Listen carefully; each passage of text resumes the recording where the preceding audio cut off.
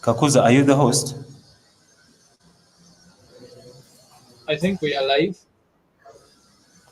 Are we live? Yes. Oh, okay. Let me check the YouTube link. All right.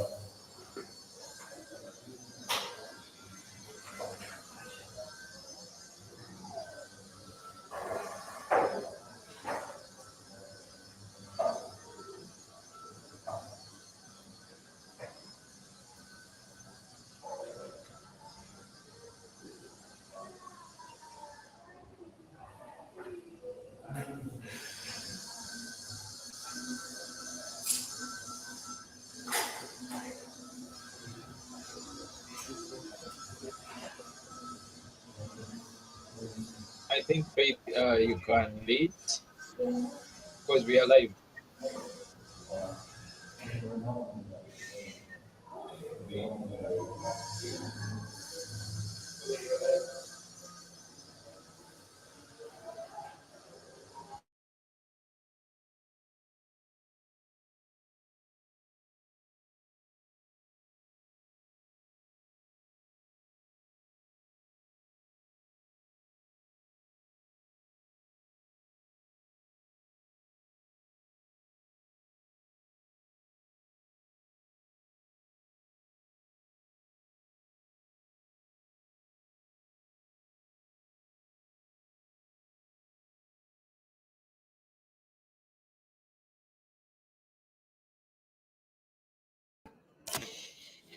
Okay.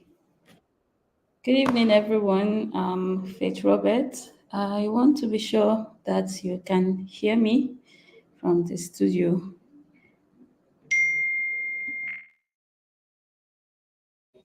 Yes, we can hear you clearly. Okay. Thank you very much. So I'm Faith Robert. I'm a developer and I'm glad to be here. It's an honor to be here at the African Onchain Collective to talk about smart contract developments with fellow Africans and supporters of these motives and this initiative. Okay, so um, I've been given some time. So in order to make do of the time I have, I'll be jumping right into smart contract development. And is it possible I can interact with the audience? Is that possible or it's not going to work?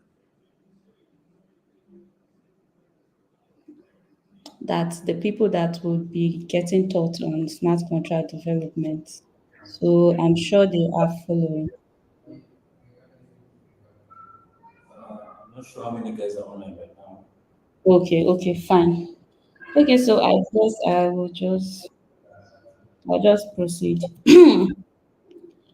Okay, so today we'll be looking at introduction to smart contracts and the stages in a smart contract lifecycle. And then diving right into writing codes on building your own smart contract. So I think I can share my screen.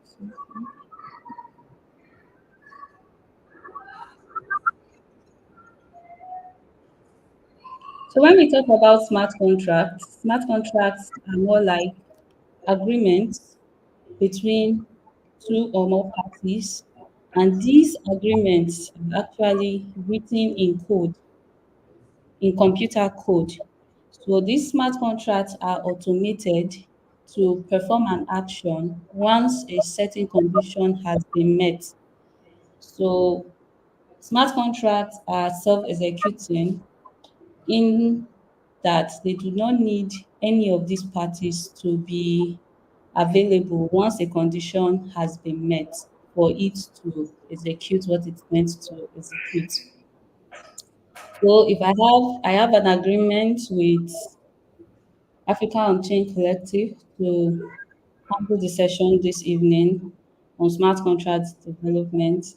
And then we can write a smart contract that states if I join the live session, if Faith joins this live session, this session, then the studio should go live and should be accessible to us or the participants and the attendees. But if I do not join this session within the time frame that was given, then the smart contract does not execute. It doesn't go live and it doesn't broadcast to the participants. So we can have a smart contract that is made that is based on that, and then the smart contract developer will write the implementation for that code, and immediately it sees that I have joined or my address is now visible in the studio, then the studio will automatically go live, even without Africa on-chain collective team being online or being available to go live. It will automatically execute that action itself. And then participants can see and view what I am saying, what I'm talking about. So that is like an overview, a high level overview of what a smart contract is. And there's a frequent saying that the smart contract is as smart as the developer who built it. So wherever the knowledge or the technical skills at the moment of that particular developer who built that smart contract is, or wherever his knowledge is limited, it's how smart the smart contract would be. So looking like at a computer, whatever the computer can do right now is because we humans have been able to train the computer, program it to be able to do that. But then if there are things that we have not foreseen before now and we cannot think about that, that's where our knowledge is limiting, that is where the computer, whatever we are building will stop at, until we can think outside that and then improve the knowledge further, improve that thing we were building or the computer. So maybe if tomorrow someone can build a computer that can do some actions, maybe it can be converted to other things or perform some other actions that are very, very, at this point, very, very advanced that we cannot think about. Once someone can think about that and program that in, the computer gets advanced to that level, or the project, the software gets advanced. And that is why we have various versions of softwares, because there's development, there's growth, there's more knowledge acquired, and so on and so forth. So coming back to smart contract, it is as smart as the developer that developed it. So as a Web2 developer, I'm sure you've written codes that after a year plus, if you go back and look at those codes, you'll be like, wow, what did I write here? How did I, why would I think of this? Because at this point, your knowledge is way, way advanced and you're better off. And then you look at your previous code when you're starting out and they look so inferior and all that. So yeah, that is smart contracts for you. It is not just going to program itself. You, the developer, have to write the logic, write the implementation that this smart contract is going to execute. So you need to have so much, you need to be learned, you need to train yourself, you need to have lots of information when writing a smart contract. So you can write something sustainable, less buggy, and as much as possible gas optimized and less vulnerable as possible, because you are doing the whole implementation at this stage. Yeah. So that is smart contracts for you in a high overview. Going into smart contract as a whole, let me try to share my screen so I write some things.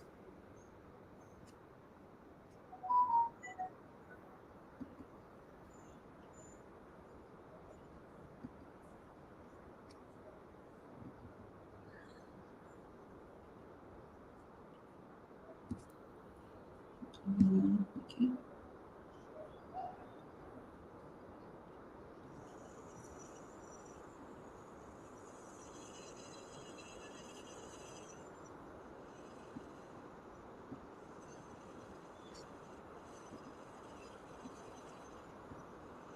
Okay. So I'm sharing my screen. I don't know. Is there, can you see my screen? Not yet.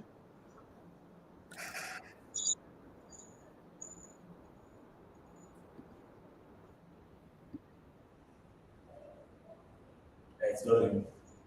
Oh, okay, cool. So we would be looking at, let me see if this is bold enough. Let me just zoom this in. And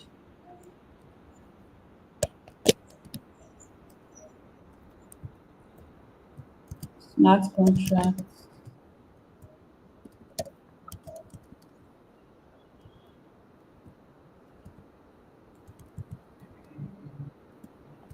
So the life cycle of a smart contract, well, and the whole beginning and ending of a smart contract. What happens while developing a smart contract is what I'll be writing down here. So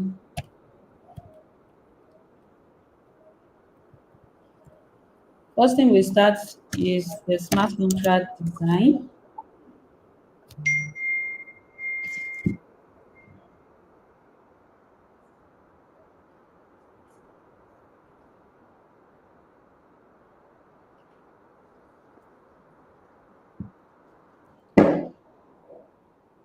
So we talk about the smart contract design. We'll also be talking about the development. We're talking about testing and then the deployment. So the whole operation of smart contract is actually in these stages: the design, development, testing, and deployment.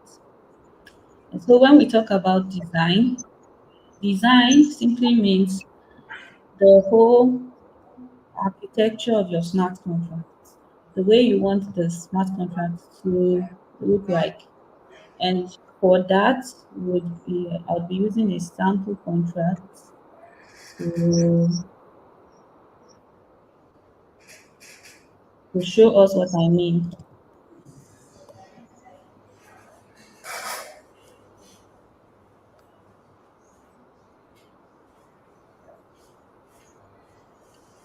So when we talk about smart contract design, the design is where you deliberate on the smart contract, what you're building, how you should build it, the functions that would be needed in building this contract.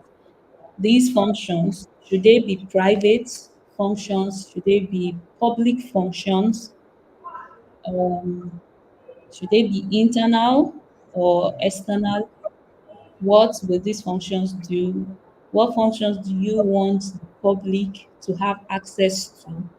What functions should hold maybe some logic that you don't want the public to have access to?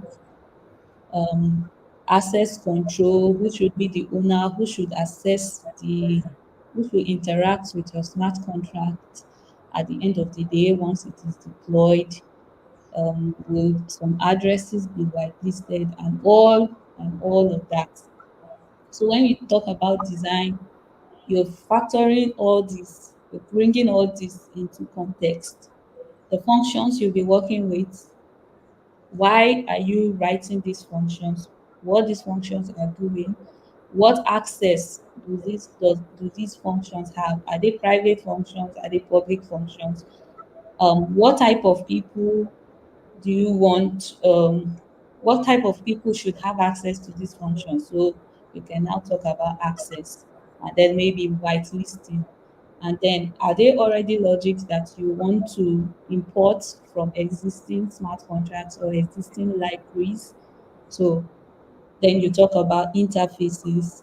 These libraries you'll be importing into your own smart contracts or already existing contracts you'll be importing into your contract to perform some functions, to perform some actions in your own smart contract and in your own storage.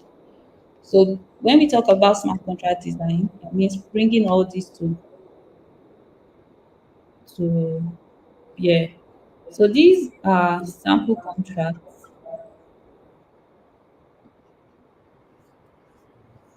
Let me just bring this in.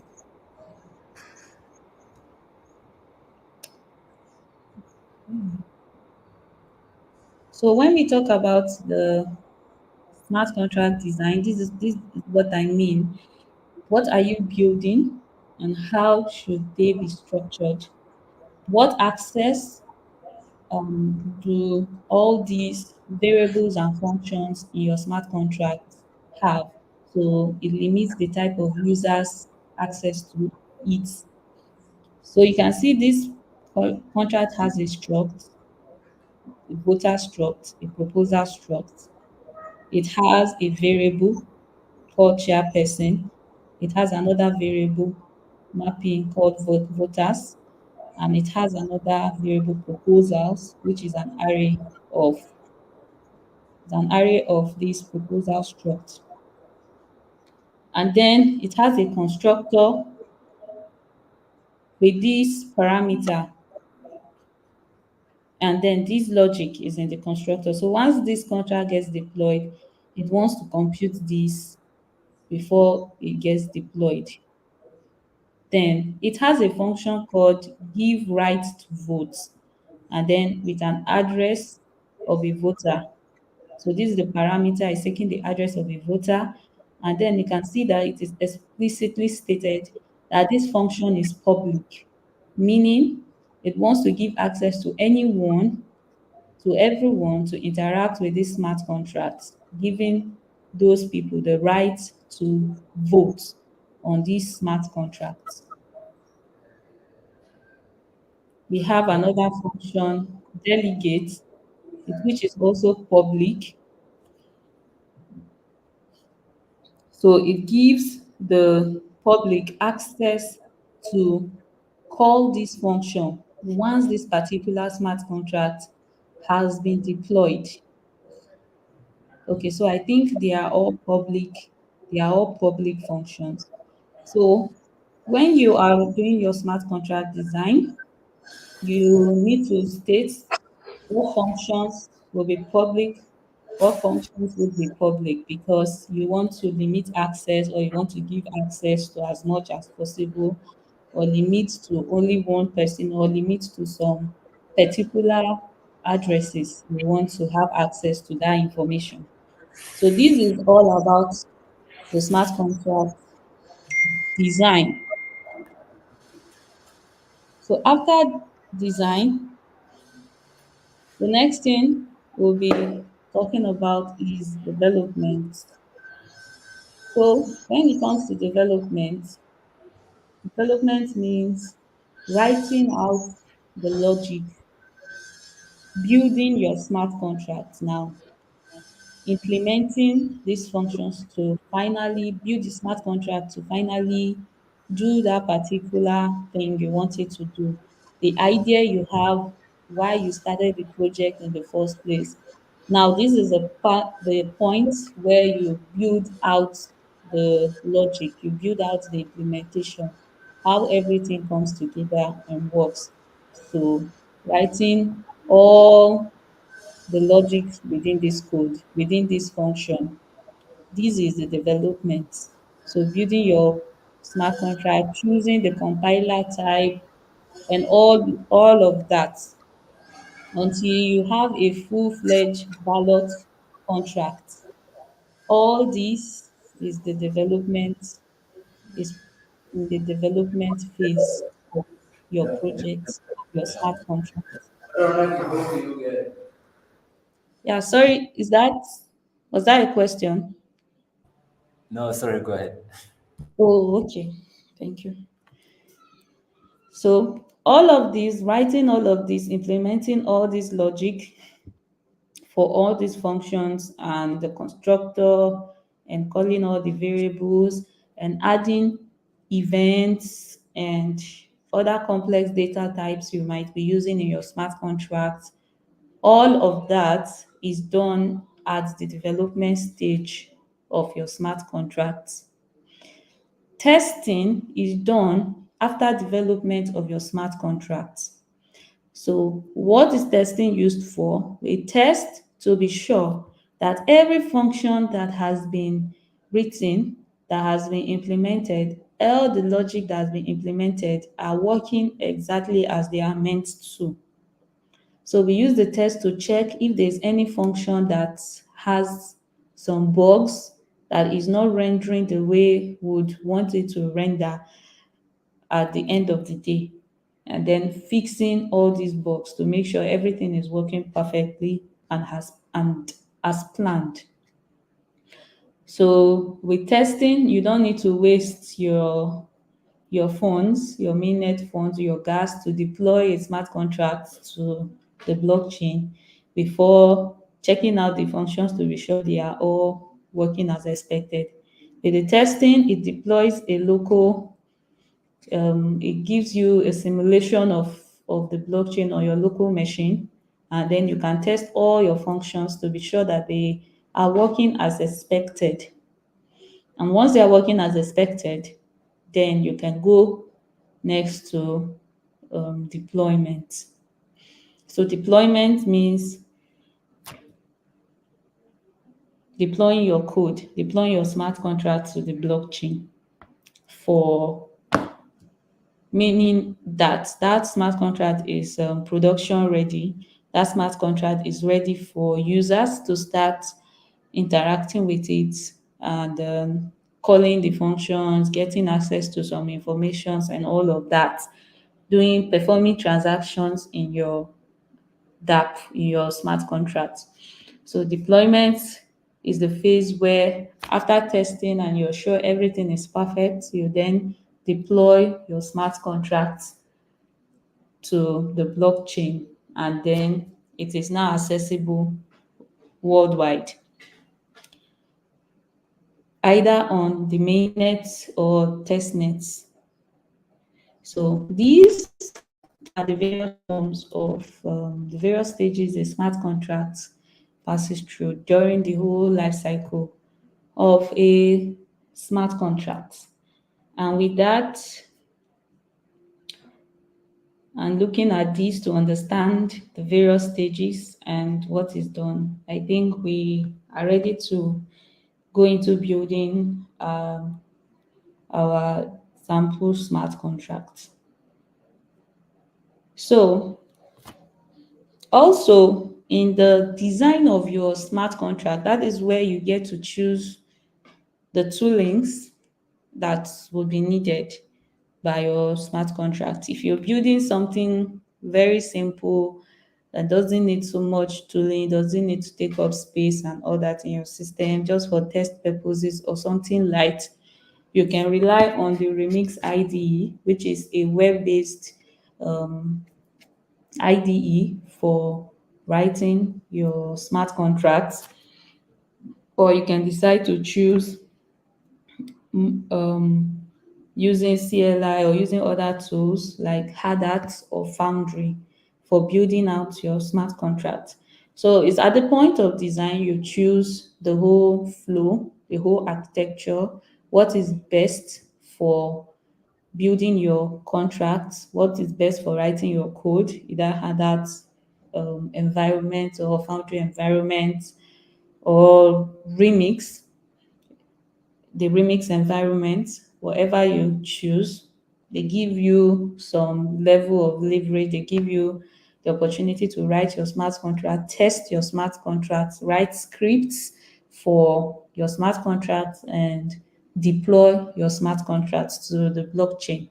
And also, whatever you choose, they give you access to sample private keys and wallet addresses that are already pre-funded to use for just testing purposes.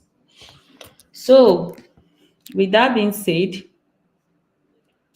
we'll be going proper into writing our smart contract, and I'll I'll naturally be working with Foundry because Foundry is way faster. It has been built to speed up things when writing Solidity code. And also, one thing I forgot to mention in your smart contract design is the language you'll be working with. So, what language would be um, would be used in building out that smart contract? So, it's dependent on so many factors, which would be best known by you, the builder. Factors like the chain, the reason for the smart contract being built, if it's a hackathon project or if it's a project that is built to become a product, a marketable product on a particular chain, then the smart contract language you'll be using will be dependent on the particular chain you want to deploy to. The language that chain uses for is like for writing its smart contract. If the chain you're writing for is an EVM compatible chain, then you're basically writing Solidity codes. And then if it's other chains, then you're probably writing Rust codes or Cairo for Stacknet chain and others.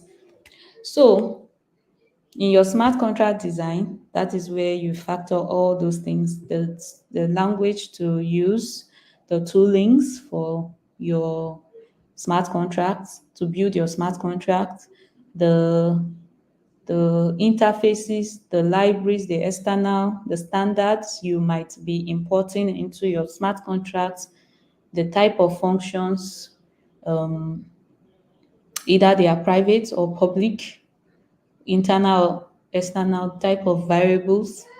And if you're using a constructor, what do you need to initialize at construction level before the smart contract has been fully deployed on the blockchain? So it's in the design phase you make sure all those things are in place. All right, so for the purpose of this, we'll be working with Solidity because I think Solidity seems to be pretty much the easiest smart contract language, and the barrier to learning it is a bit low compared to others. So for people who are starting out their journey into smart contract development, it will be easy to start and build your foundation with Solidity programming language before advancing to others. So we'll be working with Solidity, and you can work with Remix IDE. Just like this, you can create a folder or create a new contract. And once you create your new contract, you can start writing whatever you want to write, whatever you want to name it. Africa Onchain dot so, and then you can start writing your contract, starting with Pragma and all of that, with the version and all of that. So it's pretty easy. With the Remix IDE, you can easily compile, easily deploy, and then you can interact with it here without writing tests. It gives you the option to view your smart contract like the way a user is going to view it. So it gives you like a DApp view of your smart contracts where you test all the functions to be sure they are working as expected. And if not, you correct it. Yeah, but I won't be using Remix. I'm just showing you how Remix works. So if you want to build with Remix, it's easy for you. So I'll be working with Foundry, and this is Foundry. And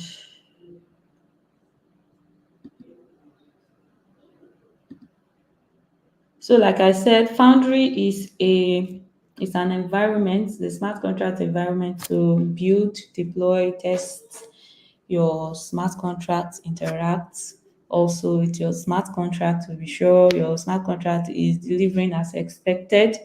To work with Foundry, you need to install it into your system. I'll be sharing this link in case you need it. Um, Maybe the team will share with everyone.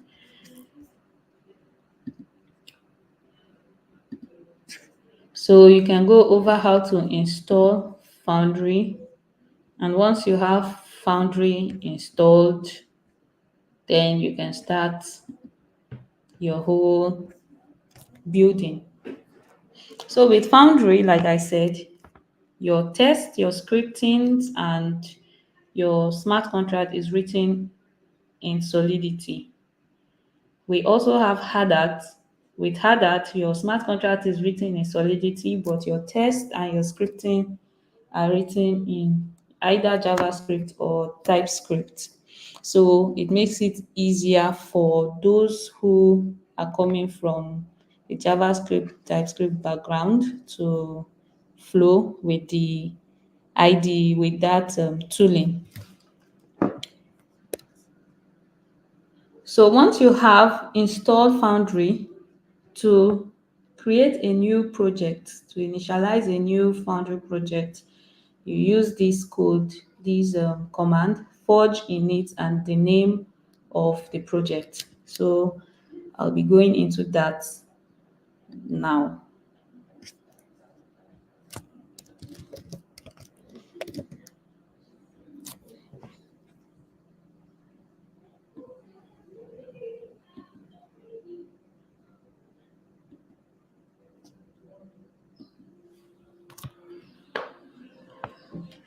So cd into ever.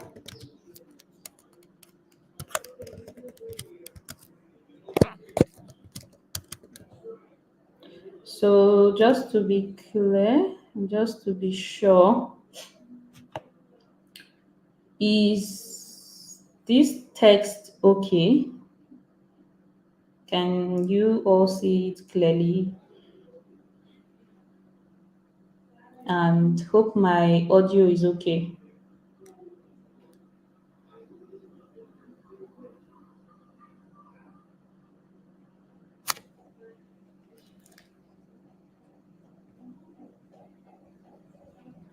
Hey guys.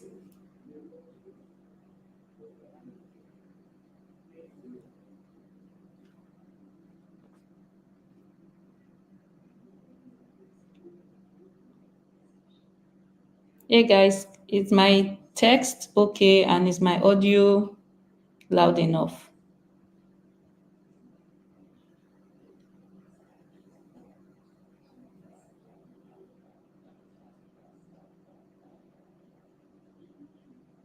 Audio is okay. And then text, we can see a bit. Okay, do I need to increase the size? Yes, you Okay, can increase. Thank you. okay. So I think this is the best I can do for now.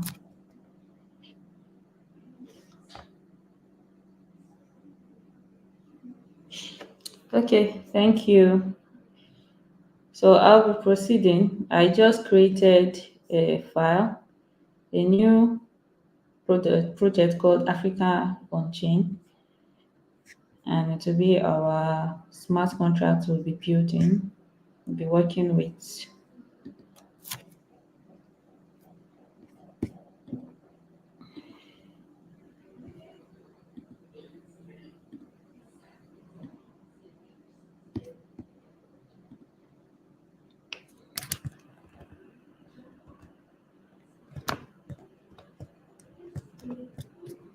Okay, so I think this is clear and readable.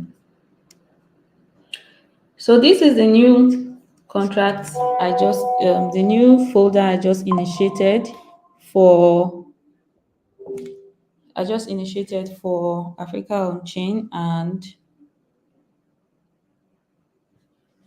this is a Foundry project folder setup. It has the GitHub file folder. It has the library folder where every um, external libraries you'll be working with, or should I call them extensions you'll be working with, will be imported from. So it's more like it acts like your node modules in your normal front end or node application. The script folder helps you to write scripts, deploy scripts for your smart contracts, and basically looks this way because it is also written in Solidity. That is the beauty of using Foundry.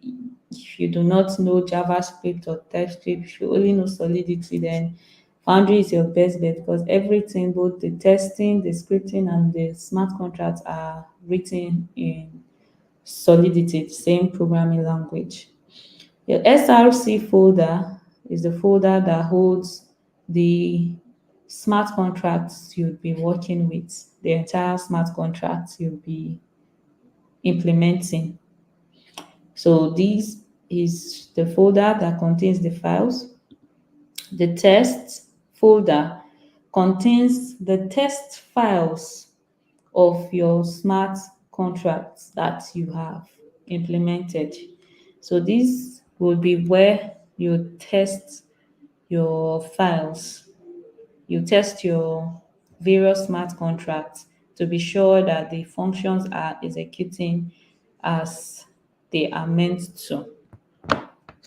And then you have your git ignore, you have your git module, you have your foundry.toml that serves like your dependency folder or dependency file that shows you your dependencies that you can use and all those things. And yeah, you need to configure this depending on whatever it is you're building. The Foundry book, the link I shared, will give you more understanding on how you can configure this based on whatever it is you want to build. If you have your env file, how to source it, and how to add remappings and all those tools. You can do them here in your foundry.toml file. Okay, so here is a simple smart contract that comes predefined with the folder, with a new initialized Foundry folder. It has the compiler version, it has the license identifier, and then it has the contract name and the whole logic. This is a counter smart contract that helps you to set a number and helps you to increment that number that you have set. So this is a simple smart contract that handles counting, but only increments. So you can write a function that decrements this number, and by doing that, you just create a function, call it decrement, and then number minus minus or number minus 1, and then it decrements whatever is the number in the storage at the point. So I'll be creating a smart contract for us, and let's work with a simple, say, a voting smart contract. So you can call it voting.so, and then working with all the requirements and this and all that, you need to set your license and the solidity version. So I'm just going to copy this.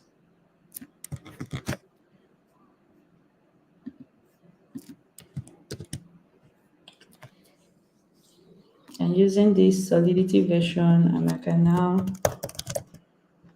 start writing my smart contract for voting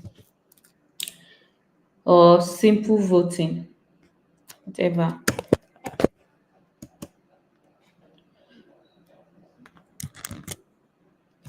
So this is a voting smart contract, and I want I want the smart contracts, I want users to be able to create a proposal to be voted for. I also want users to be able to vote on proposals. So we can easily just write it out what we want the smart contract to do. So users can create proposals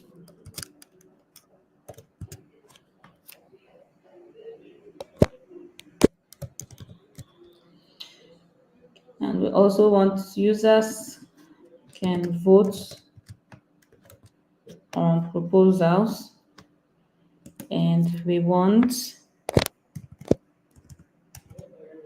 to be able to view votes on each vote on any proposal,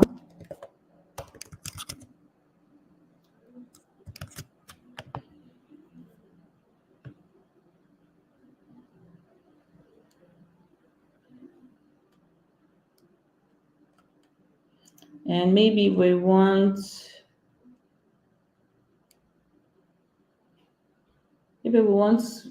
um do we want people to view all proposals, or maybe we'll limit that to a particular group of people to be able to view all proposals?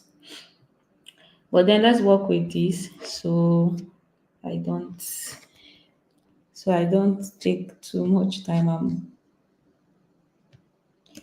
So in order to create proposals, for users to create proposals, we need to make proposal a a struct that holds the different items that it takes to create a proposal. So it would be a struct is more like an object. You can if I can use that term, it's more like an object that holds different properties of a particular item. It doesn't have the key value pairs. It's just an object that holds the variables and their values that are needed, just the variables that are needed to create a particular item. And then in whatever functions we are writing, we can implement these variables. These we can add values to these variables. So I will create a struct called proposal,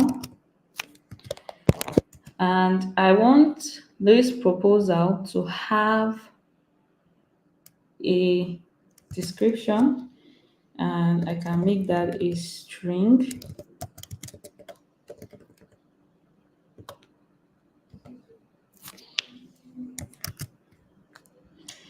And I want the proposal to have an ID.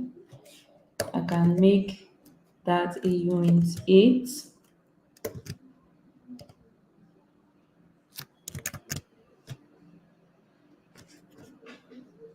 So the proposal will have a description and it has an ID to view the description, probably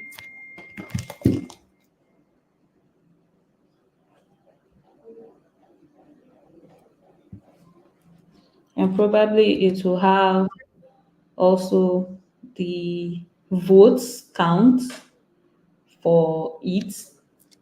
So I can make that maybe in 16 and just call it votes.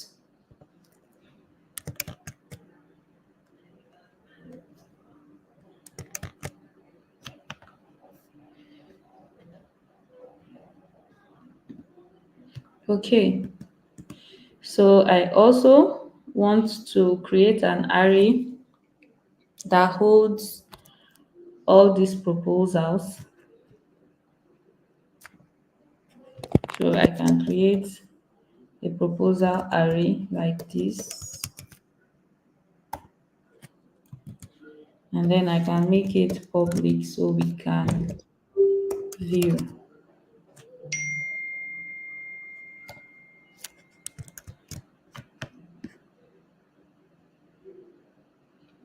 Okay, I also want users to vote, and I want to check the status of these users if they have voted or not.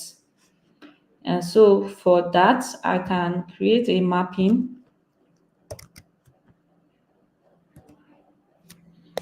that maps the user's address to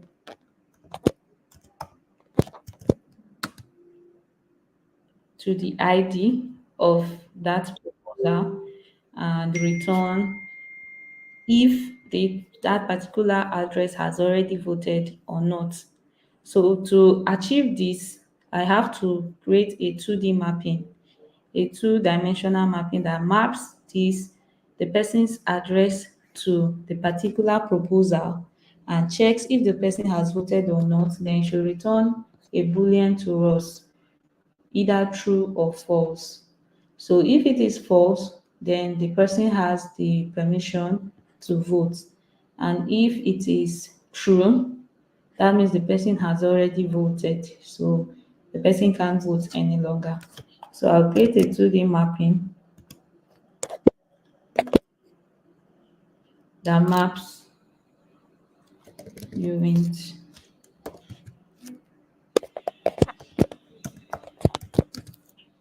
to bool.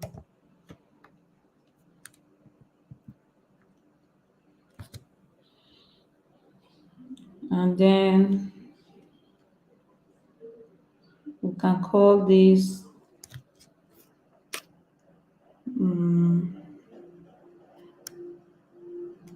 maybe vote status. So when you see any variable this way without explicitly stating public, it means that this variable is a private variable. And once it is private, it means it cannot be viewed by the public. It is private. It only lives inside here. Just these contracts inside here alone. You can't see it unless you are given access to see it. So if you want to be able to view these when you have deployed, you can decide to add the public flag. So this makes it accessible to everyone to see the status of this particular address, either the person has voted or not. So having this, we have the proposal struct, we have an array to hold all proposals, And then we have the status for to check if an individual, if an address has already voted.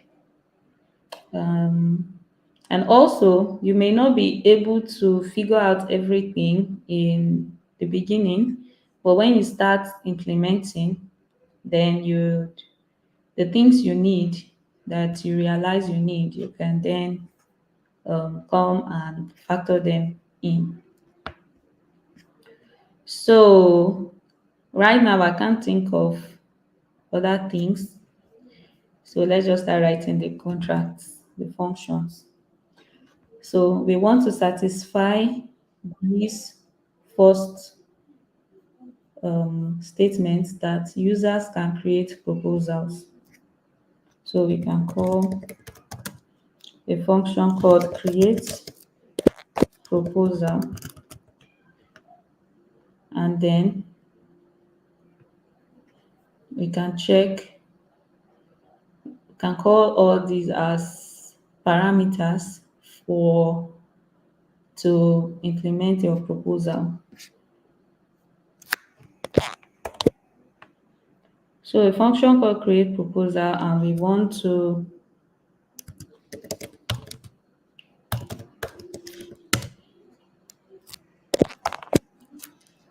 add a description. So once you are writing, you're creating a proposal, the proposal needs to have a description here, and then it needs to have a proposal ID and votes. So for this ID, we can have a state variable that just keeps on incrementing upon each new proposal added.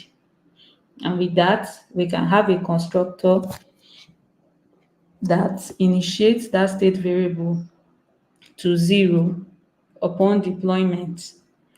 And then once a proposal has been created, it increments that state variable.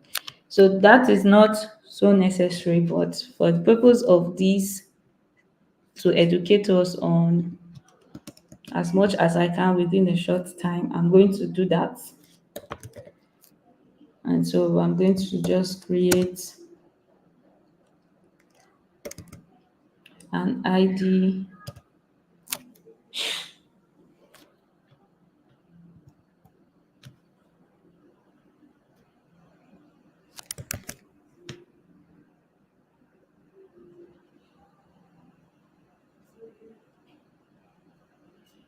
So let me change this to say proposal ID. And what is going on here?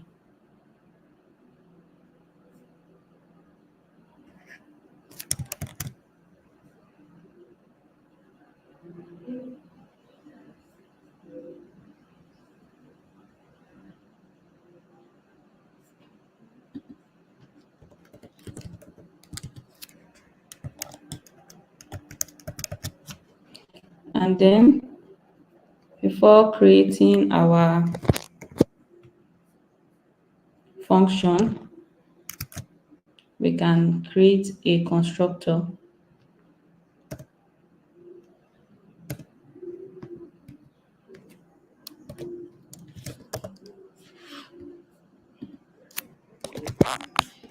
And all this constructor is going to do is to initiate our ID. Sorry about all this. Is to set our ID to 0.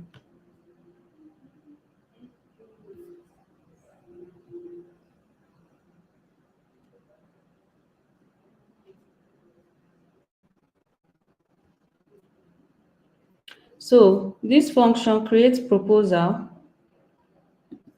We want everyone everyone to be able to create a proposal in our application, and so we'll have to specify public because we are making all users have the access to create proposal. So for a user to create a proposal, the user needs to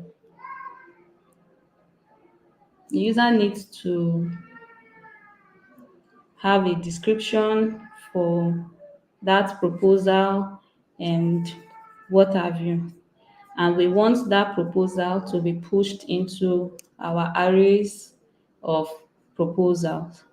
And so to do this, since we've already created an array called proposal, we can just say proposal dot push. And then what are we pushing? We are pushing a new proposal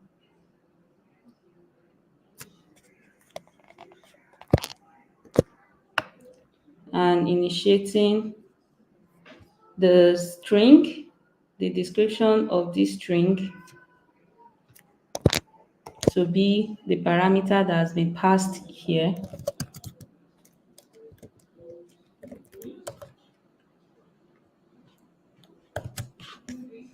The proposal ID, we want the proposal ID to read from here, so we can decide to do this.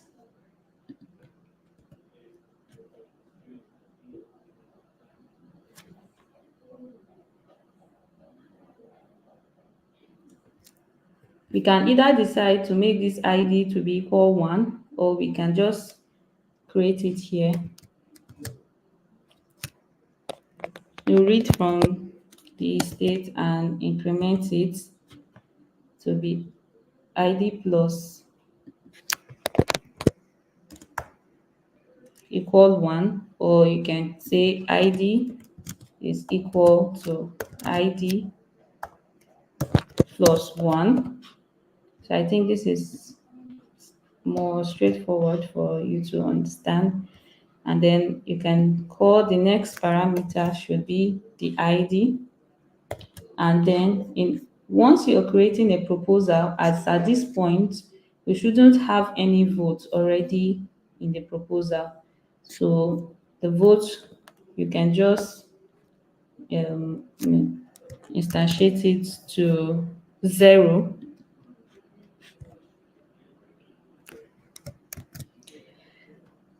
And then instantiating this to 0.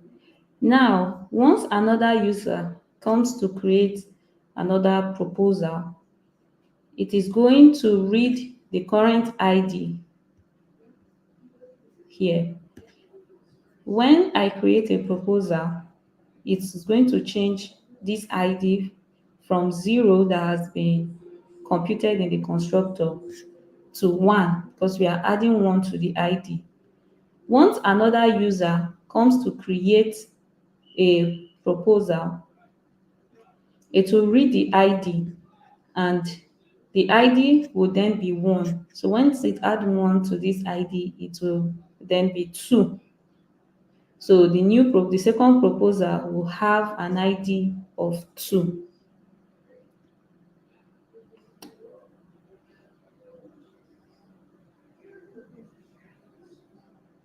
Yeah, so that is basically it. To create a proposal, you add the description, the ID, and then initiate the votes count, which is 0 at the time. And then that is basically it to create a proposal. So the next thing you might want to have is to have an event, and this event will emit once a proposal has been successfully created. So we could create an event and call it proposal created, and then whatever we want it to log. Sorry about that. Whatever we want this event to log, as parameters will be included here. So we want it to, maybe I just want it to log the address of the user, the person that created the proposal, and then probably the ID of the proposal, and then maybe a message.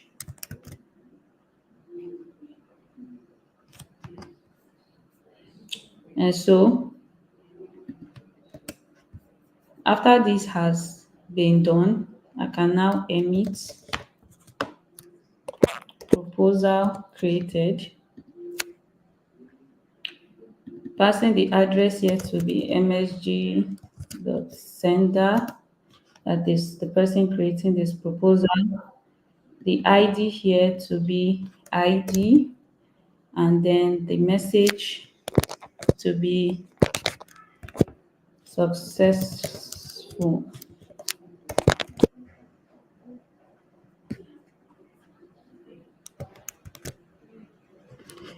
Okay. I wish there was a way I could interact with the devs so I can be sure that we are getting this. But I think we'll make these sessions better and more inclusive. All right. So with this, we have a very, very simple proposal, and we have satisfied this. Next, we want users to be able to, Faith, I think yes, just look at the comments on the YouTube.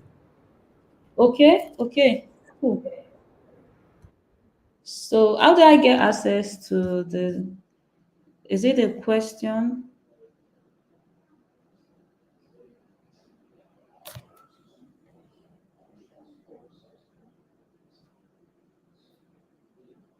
Okay, let me try to see this. Sorry, just give me a minute to,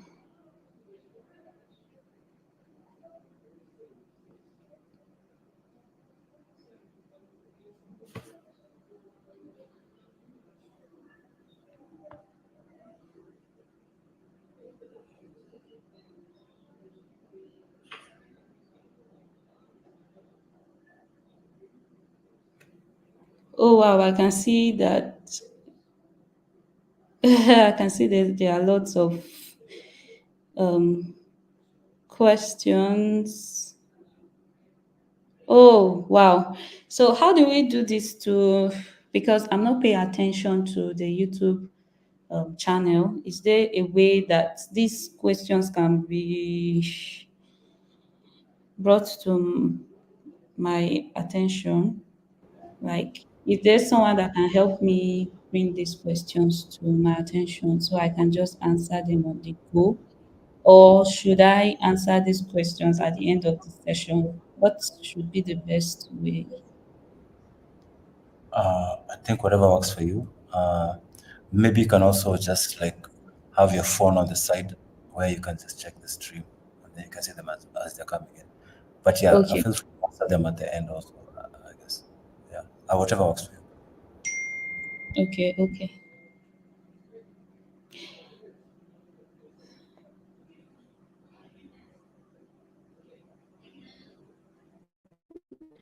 So the question by Daniel, he asks, can you give a roadmap of becoming a smart contract developer and the tech stack needed?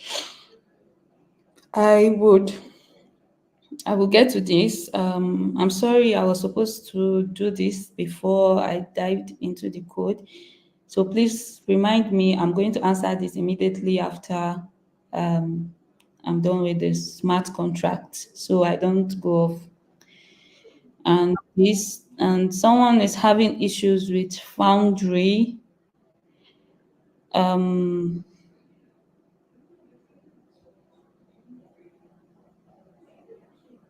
okay, so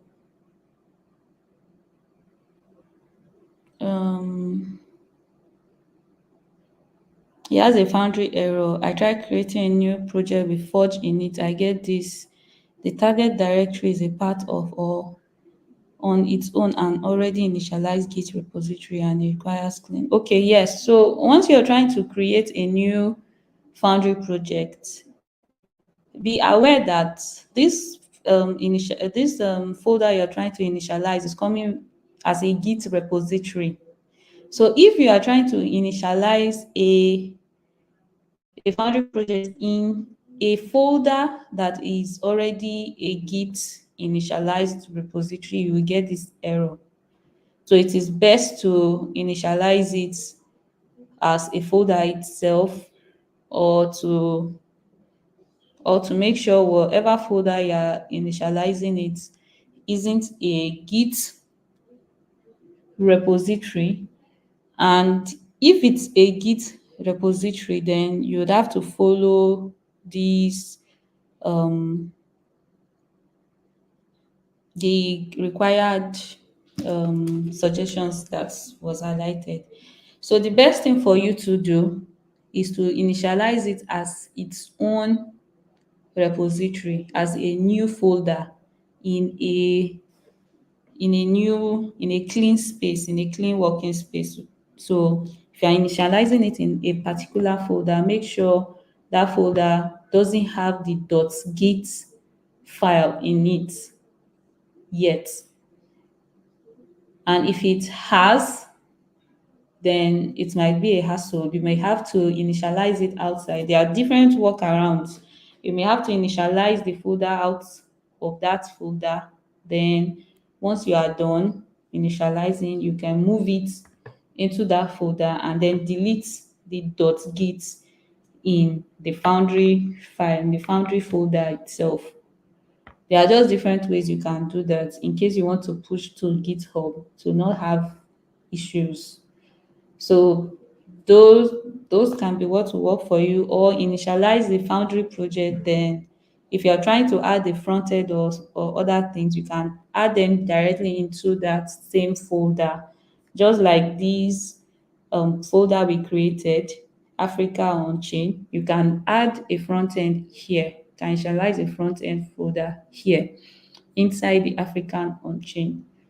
But if you are trying to keep everything clean, the African on-chain is a different folder, frontend is a different folder, you have another project, different folder, and they all have Git, then you should make sure the folder you are trying to push them into does not have the .git. It will give you those errors and you won't be able to make much progress. You would have to delete the .git in the folders to be able to work. So sorry, there's not much I can say about that. Okay, so for a constructor is more like a the initialization of your project. How do you want your project to be initialized in the first basis? So this is not so much a representation for a constructor. It doesn't factor in the full capabilities of a constructor, in that these you can decide to make this project permissioned. That means it is the access control is limited to the particular address that deploys this contract. If you are trying to do that, or you are trying to give some addresses access to this smart contract, access to some particular functions in this smart contract from the inception of this, that means from the point where it gets deployed on the blockchain, you can initialize all those commands, you can create all those conditions in your constructor. So once the constructor holds all these conditions that you want, once your smart contract is deployed, you want your address to have full access to creating proposal. You don't want any other person to create proposal aside you. You can have that condition here, and it can assign your address to be the sole creator of proposals. So once you do that, it will check anytime anybody clicks create proposal function, it will check to be sure it is the address that was given access in your constructor that is calling this function or not. If it is not, then it wouldn't work. But if it is this address, then the proposal will be successfully created. So the constructor just gives the initialization setup for your smart contract, what you want to be in place when your smart contract is initialized, is deployed. Yeah, so that is as simple as I can put it for now. All right, so I think that these are the questions I've seen for now. If there are any questions, please, those in the studio, please, if there's any question I missed, you can kindly draw my attention to that. And if it's a question that can wait till the end of the session, then fine. You can just hold it till I'm done with this. All right, guys, so back to this. Since we have created our proposal, the next thing we want to do is to allow users be able to vote on proposals. And how do we do this? We create a function called maybe vote. And then in this vote, it has to take in the proposal ID, which indicates um, the particular proposal the individual wants to vote for.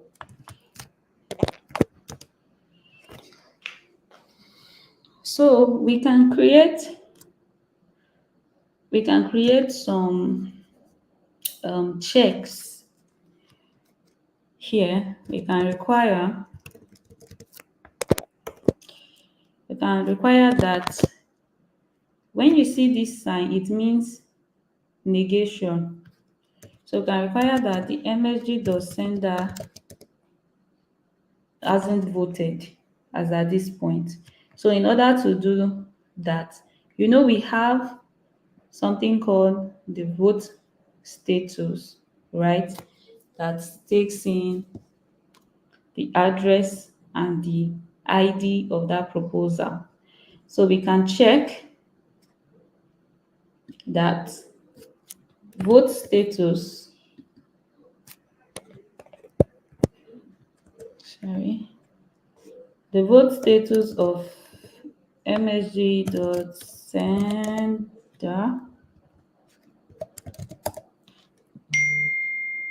of the particular ID, that is this proposal ID,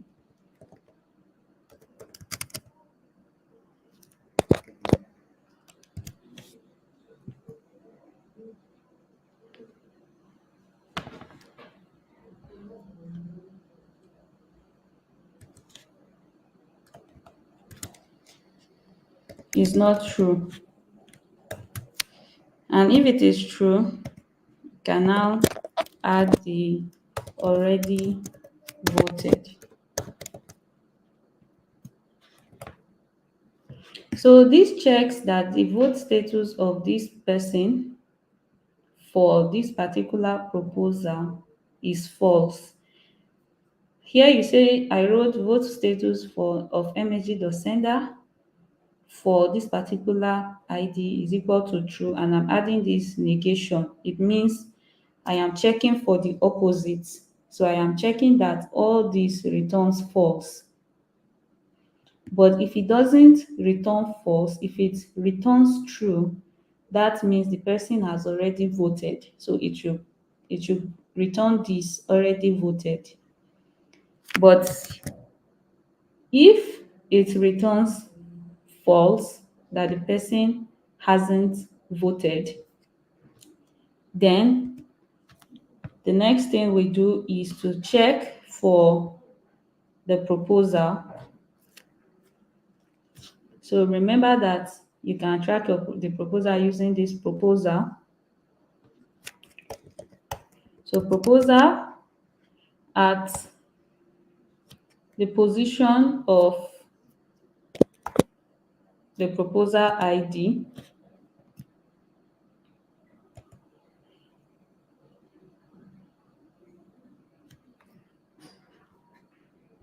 And we are checking for the votes.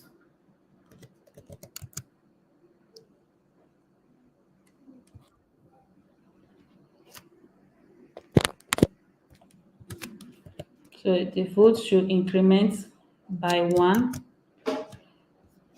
and the vote status of this person, MSG.sender, for the particular proposal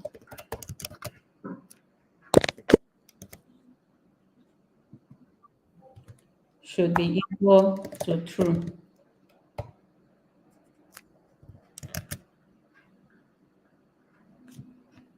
So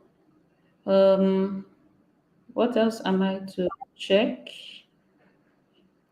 So I think this is basically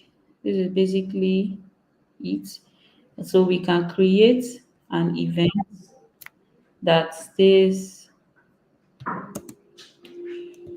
What should the event be? Maybe voted.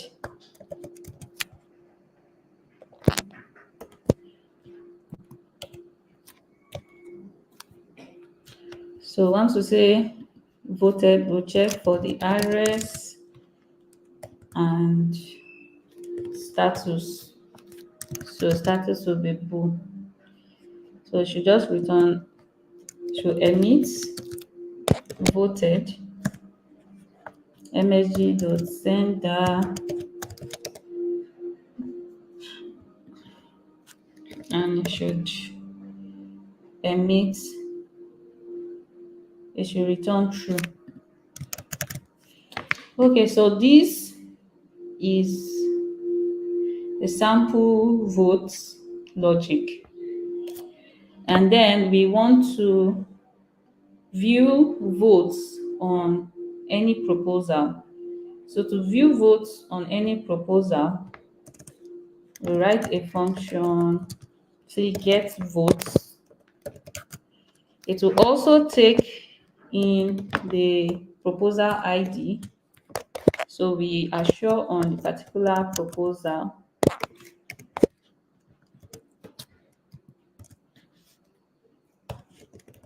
Can still make this public, and we can use the return. Okay, let me just do this instead. So a function get votes, we want it to return the votes in this particular proposal ID. So all this does is to check for proposal at position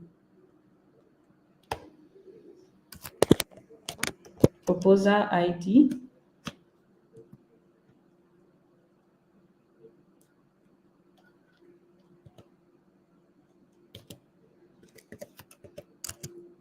So it just returns this. So we can make this. Okay, let me highlight this so you see what is going on. It says the function state mutability can be restricted to view. Why? Because this particular function is not updating or changing the state of anything. We are just trying to view. We just want to see how many votes are already there. So we can add these view mutability flag to make this function only a view function. And so we have satisfied these conditions. Proposals, users can create proposals, users can vote on proposals, users can view votes on any proposal, and we have our smart contracts, we have our simple implementation of the logics here. Um, okay, I'm seeing some questions, but I'll wait till the end because my time is almost my time is almost up. All right, so this is our smart contract that we have designed, a simple voting smart contract. So I am sure that there are lots of things we can optimize in this contract to make it better and to make it not take up much more gas and to make it less vulnerable. But the time constraint is there. So the next thing we want to do is to create a test environment for our our voting contract. So I can just do this. When you're creating a test, you can, it's a good practice to add the T into the naming convention. So the same thing, you get your license identifier, the compiler version, and then you import these. These are the unit tests, the tools for testing that have been pre-configured into Foundry to help you write your configuration test. So I will just copy this here, and then I'm going to import our voting contracts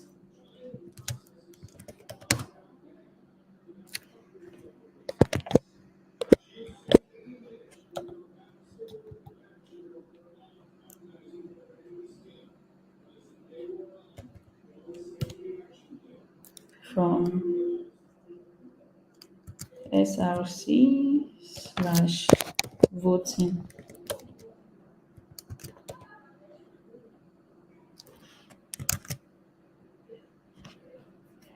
Okay, cool.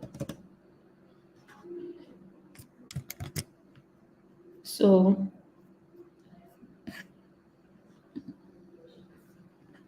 in creating your test, you can see this a contract counter test is test. That means it is taking all the functionalities that test has, wherever test is imported from, what it has emits, and adding it to the counter test file.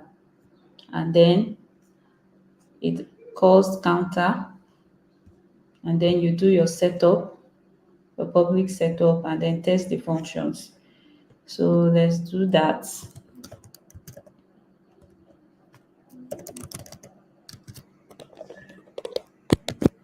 So let's say voting test is test.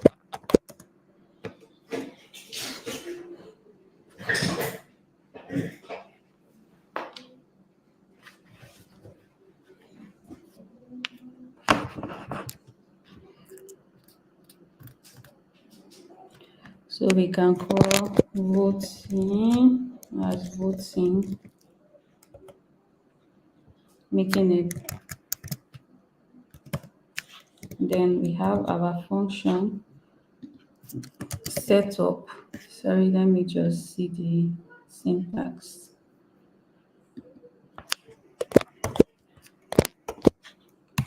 And we make the setup public. So we can make this also public. And we can say voting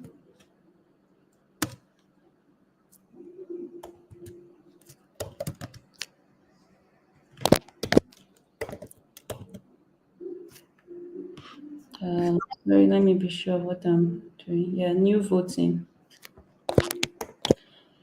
And since our constructor does not have any parameter,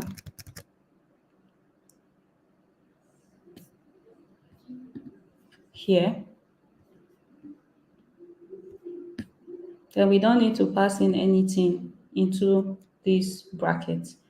But if it has a parameter, does this? Okay, it doesn't. But if it has a parameter, then we would have to pass in that argument into this bracket. So now we have our function set up, our test suite set up. We want to test this function. So we want to test, create proposal, vote, and get votes. So let me just add it here.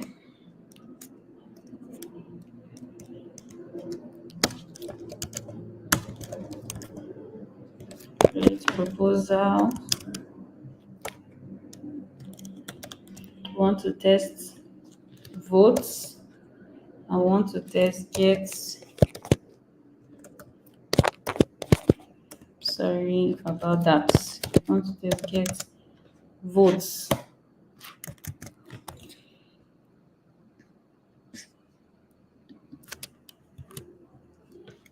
So function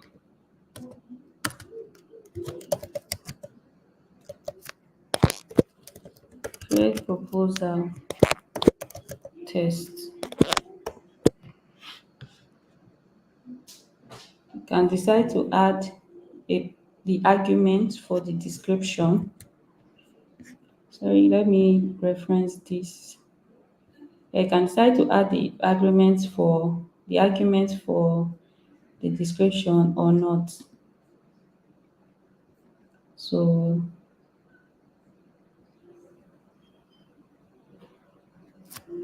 make it public. And so to create a proposal test, we can now call this our new instantiation of voting smart contracts.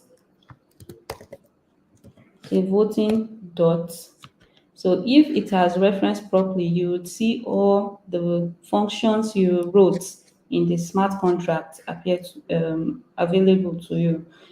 So create proposal. You can see that create proposal needs a description here. So you can decide to add your description direct.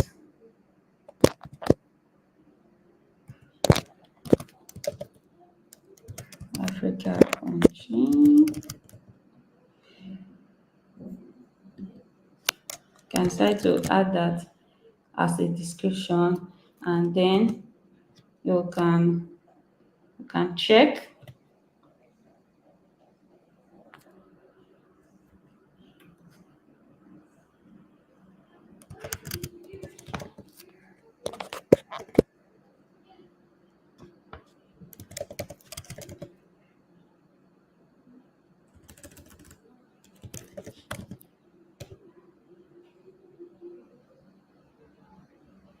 You can check that this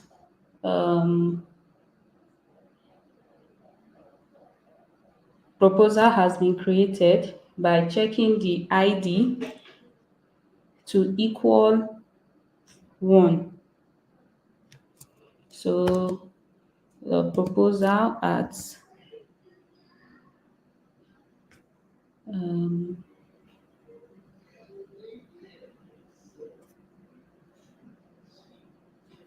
at position 1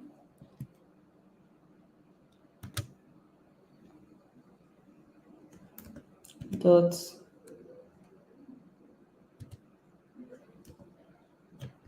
what is the proposal ID?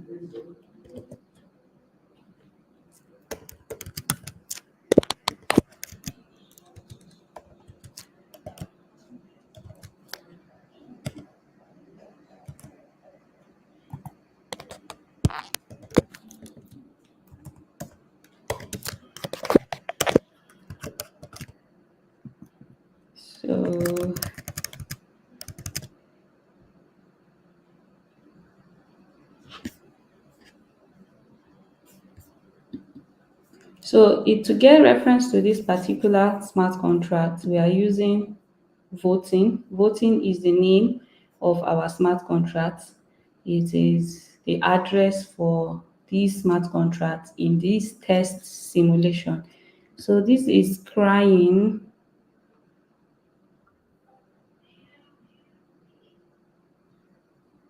So let's see. So it said index expression has to be a type. Okay, so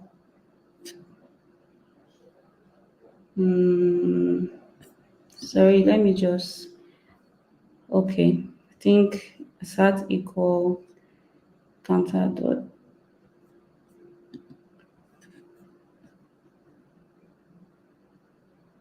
um is it supposed to be a function?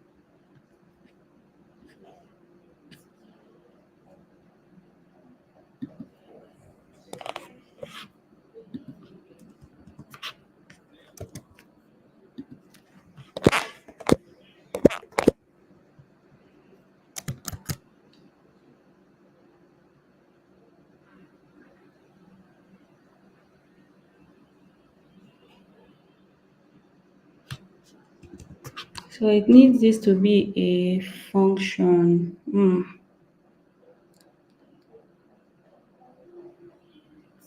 Sorry, let me reference this properly. Okay, so instead, let me check that. If this is not going to work, let me check that this ID is equal 1.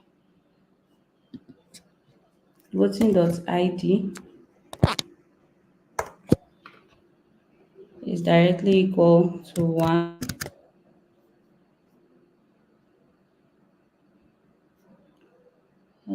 This is a public function, right? This is public.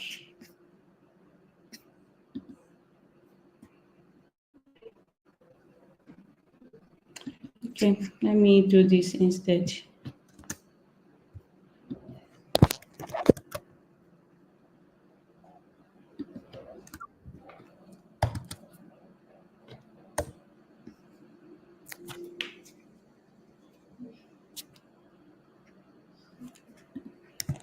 Okay, so I think this is this is the way it works here.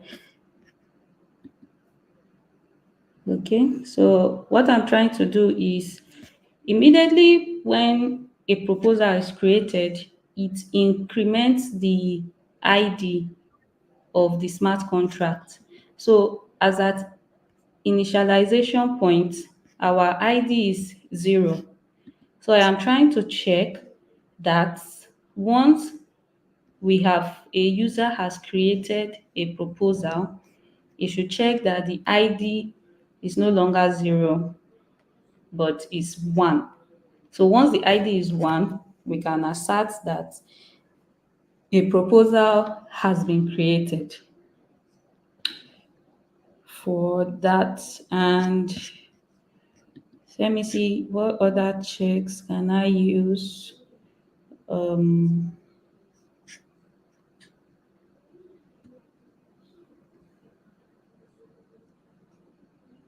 okay, let's just work with this for now and start testing. So to run this test, we have to first build our smart contract. And to build your smart contract,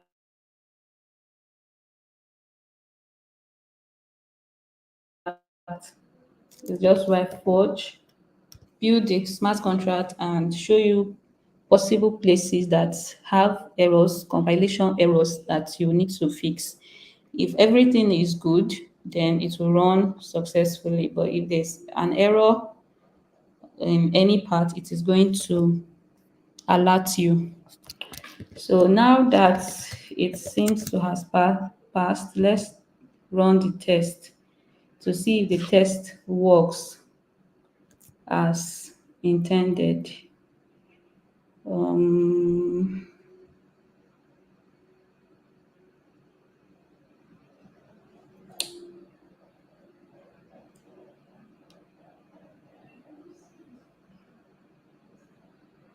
okay, I don't think it is running our test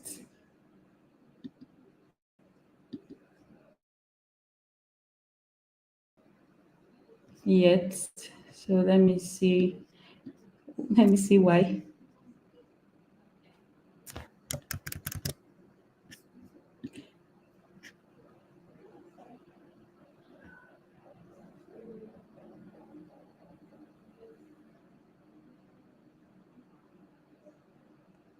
So let me just comment these out to be sure it's just this it runs.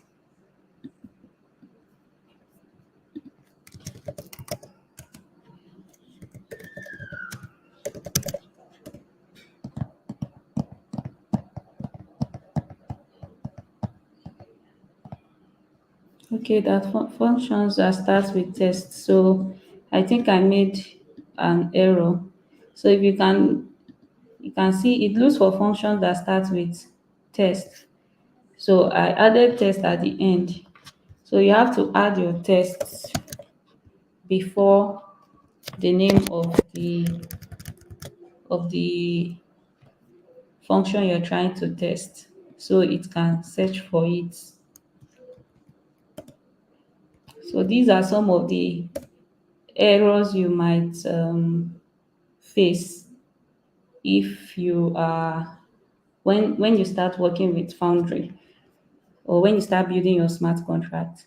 So it has checked voting test and it returns successful. So in I just want to get more detailed so to give a more clear understanding of what is going on.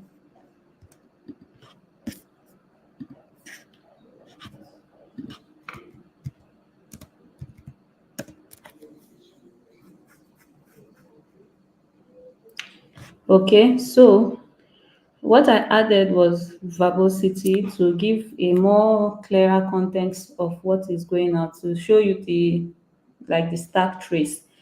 So this is the test we wrote for um, to test the create proposal function to be sure it's working. And after creating a proposal, it created Africa Onchain.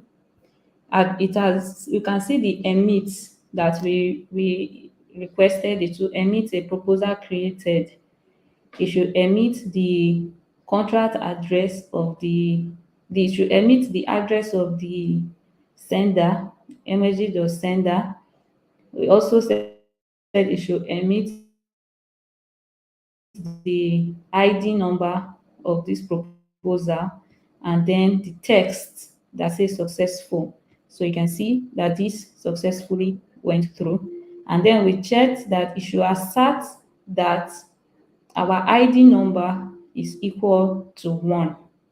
And it returned this voting.id. It returned it as 1 and it was equal to 1. And that is why this test passed successfully. So having that in mind, let's check our other functions.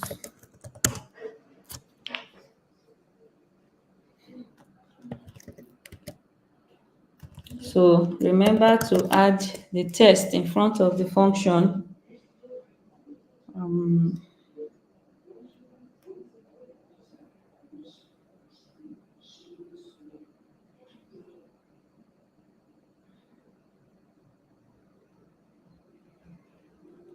yes, you can use forge test dash dash empty name of text dash dash VVV. So to the VVV means the level of verbosity you want. So I just don't want to write all those commands, and that's why I just set it straight in the foundry.coml file.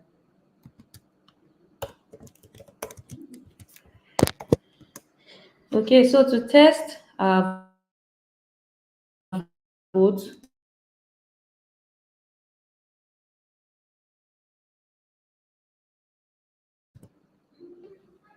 voting.vote, we want to vote for proposal 1.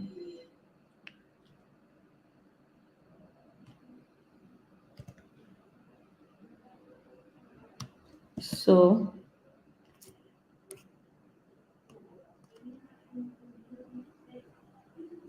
I think it's with this verbosity, I don't need to add this assert at the moment. Let's run this and see if it works.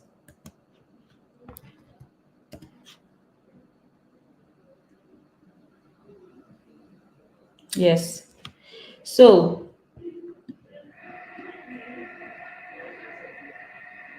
the first the first one worked, but then the second one doesn't work because as at this point,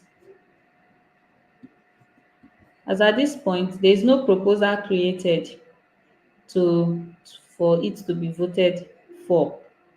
And that is why it says array is out of bounds. That means there's no index, there's no proposal with this ID already existing in this stage, and that is why the test fails.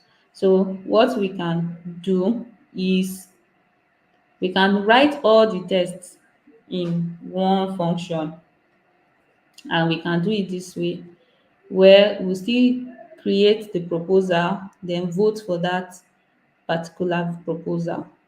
So what I would do is,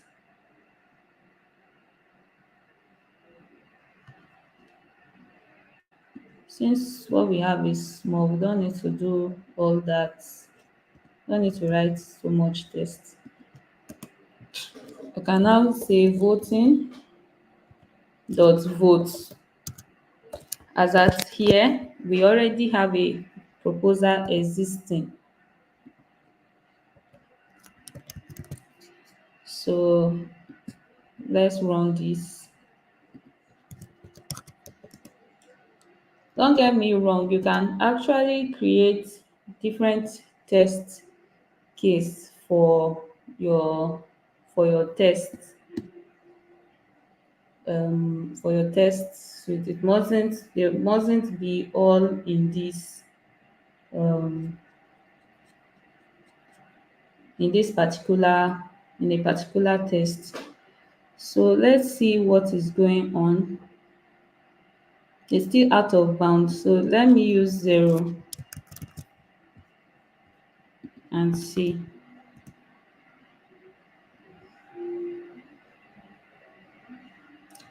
Okay, so using 0, it returns true.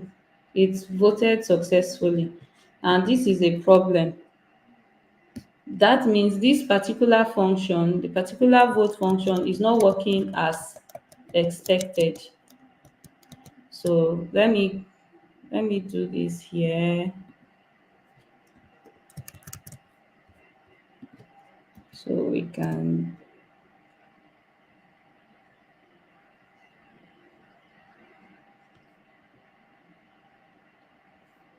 Okay, so let me just create proposal and run the test.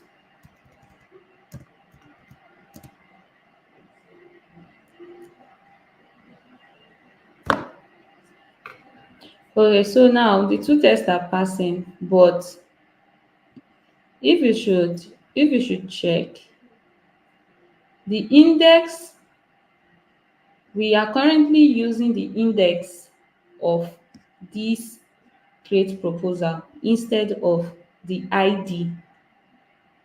So if we should use the index, when you use index starts reading from zero, 1, 2, 3. But once you're using ID starts reading from 1.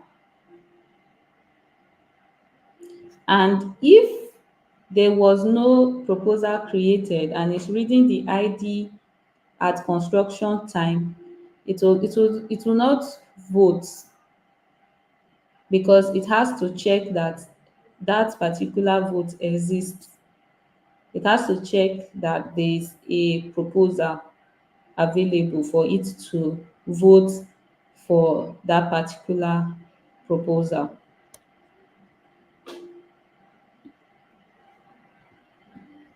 So we know that this particular function is not working well.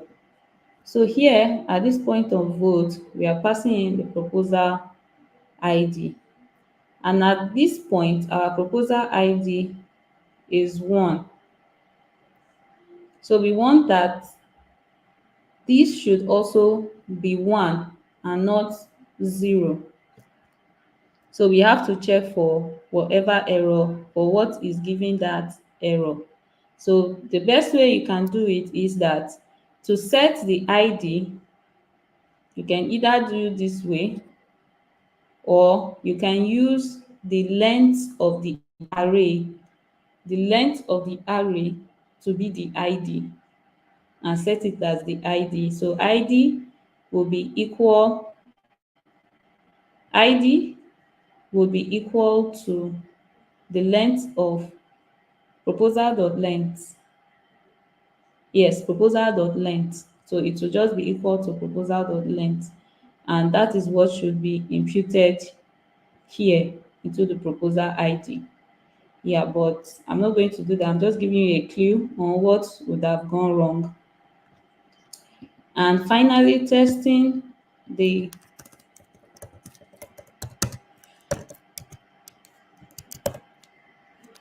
get votes.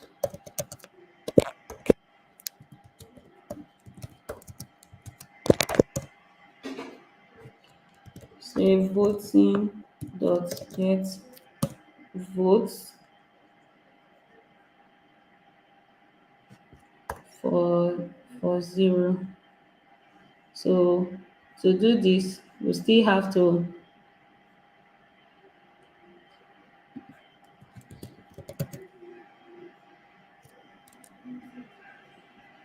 create the proposal and vote on that proposal. So it's just like copying and pasting everything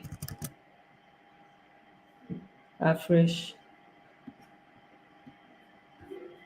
And that was why I said we could do all that in one function. Sorry, is someone trying to speak?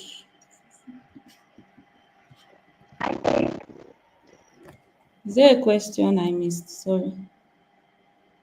There's no questions in the group chat. Oh, Yes, no.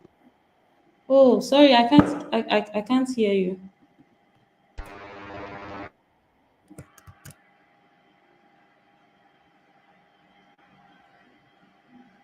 Hello.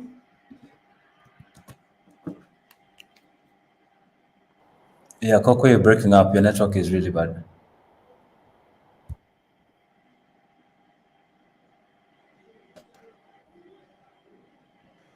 Okay, how about now? Can you guys hear me now? Yes, I can hear you now. Oh, wonderful. I started saying this as a joke, but I think it's actually becoming increasingly true. But the moment I left Africa, I realized that internet in Africa is not as bad as the rest of the world.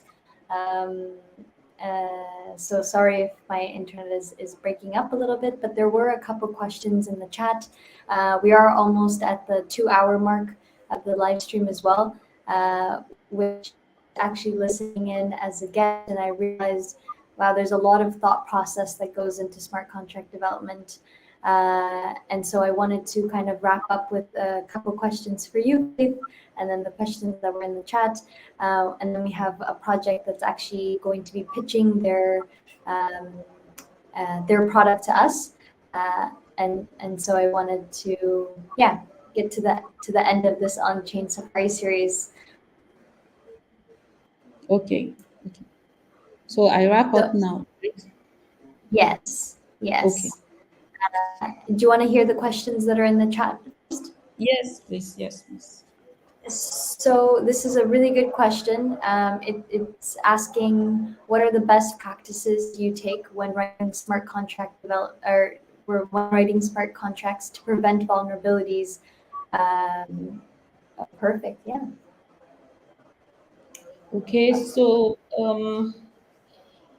just off the top of my head, the first things you have to check out for while writing your smart contract is optimized code. So optimized code, things that could cause you to run into using a lot of gas for that line to get deployed. You'd have to watch out for loops, for loops, because those type of logics, those type of codes take use up a lot of gas. And also once you have that in check, it's not like I'm saying you shouldn't use for loops, but you should minimize the way you use for loops. Use loops entirely in your smart contract, because every re-rendering of that loop, every time that loop runs, it is costing gas. So you should put that in mind when you're designing your smart contract, to look for ways you could make it better. And also using custom errors is better off than using the require statement, where you can check if this is wrong or if this is right from the onset. Just run these errors, because all these texts in, like for this, we use the require and we wrote already voted. All these text takes up space, and they are more gas costly than customized errors. So custom errors just call the name of the error without running these characters and creating space for them, which is taking up much space. So when you're writing optimized code, when you're thinking of best practices includes writing optimized codes and also checking for vulnerability in your code. So if there is any function you wrote that might be vulnerable to attack, especially if the function has to do with is payable or has to do with withdrawal capabilities, you have to check who you are giving access to access that particular function, if it's the owner of the smart contract and all that.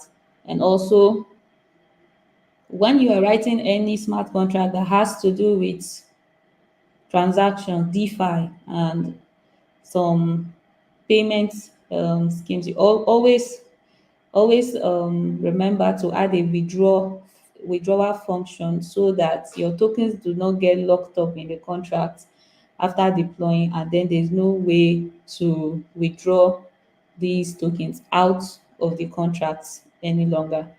So aside these ones that just comes at the top, you can Google, you can research for more important, more better practices to involve while writing your smart contract. So I hope I answered that question well.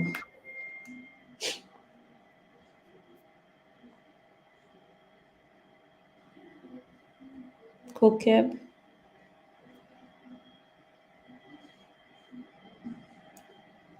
um, is anyone hearing me?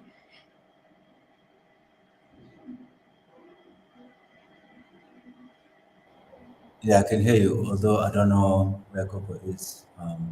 Okay. Yeah, Yes, that is basically it. But there are more, especially from people that do security and auditors, smart contract auditors. They'll give you better things to note while writing your smart contract. So, is there any other question she was trying to ask? And so, unfortunately, guys, I couldn't get to the point of deployment, although we did the local deployment in the test by calling this. So this will do a local deployment in your machine, and then you can interact with it like on the blockchain. Then to do a live deployment to the blockchain, please use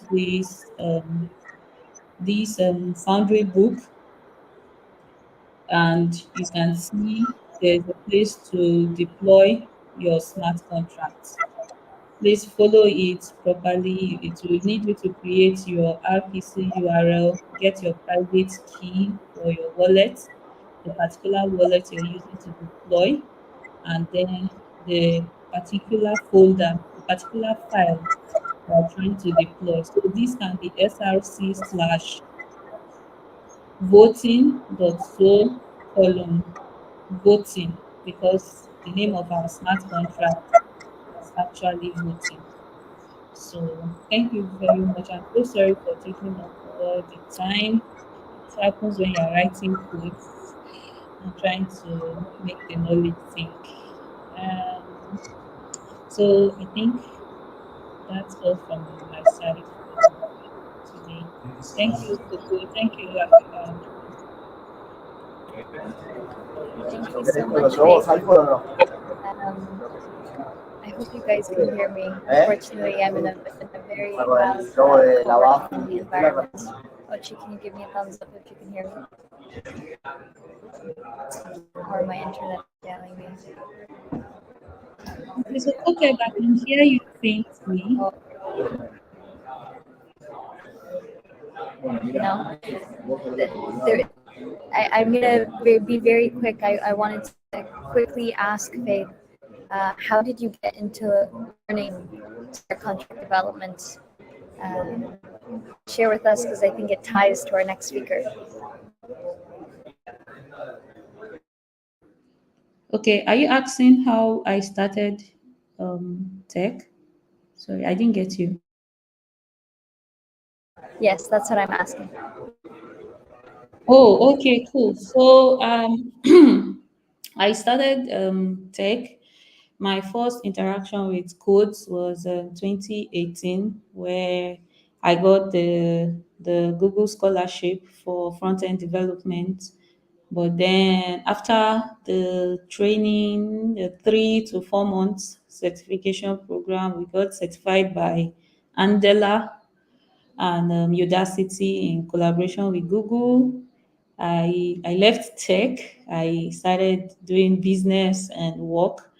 And then 2021, I came back to tech and did free code camp, where I did a lot of front end, back end, and a lot of certifications from free code camp courses.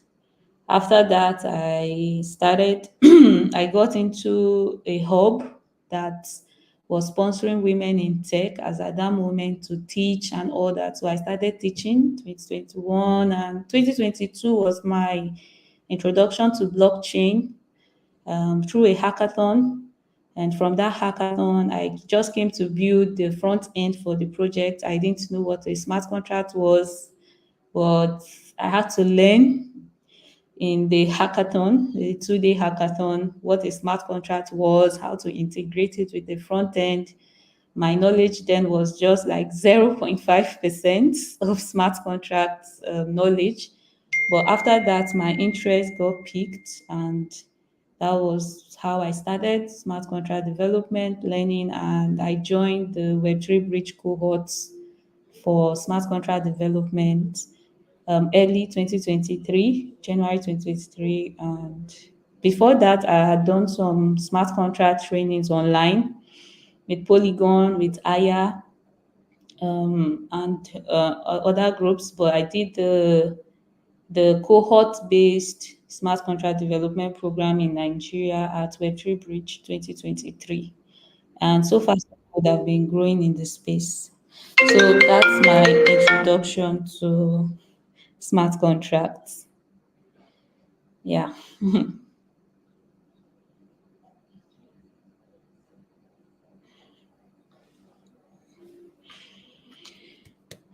Yeah, thank you. So our next speaker is actually part of Web3 Bridge as well.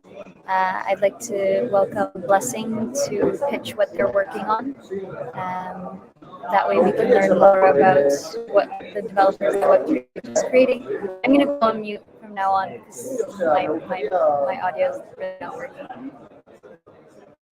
Oh, all right. I don't know. Can you hear me? Can you hear me? Sorry. I don't know if you can hear me. Okay. Sorry. I don't know if you share my video. It's gonna be very faint. Gem everyone. Web3 clubs. Shout out to you guys over there in Kenya. It's a Safari Coco. Shout out to you, Fitz, Robert. Thanks for the smart contracts knowledge and everything. Trying to brush my knowledge with smart contract again, Fitz. Thanks.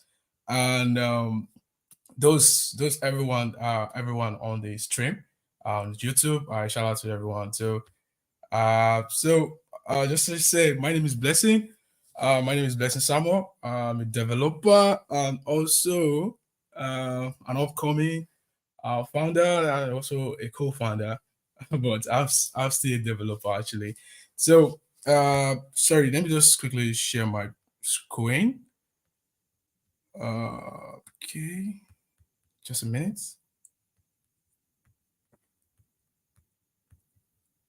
So if you can see my screen, just a thumbs up. It's gonna be good.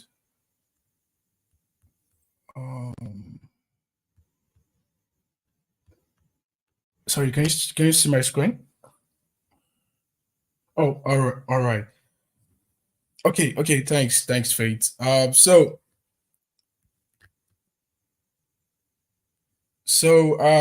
Working on Access Cooper with so basically Access Cooper is actually brought from an Onchain summer hackathon and trying to be a stable project out there.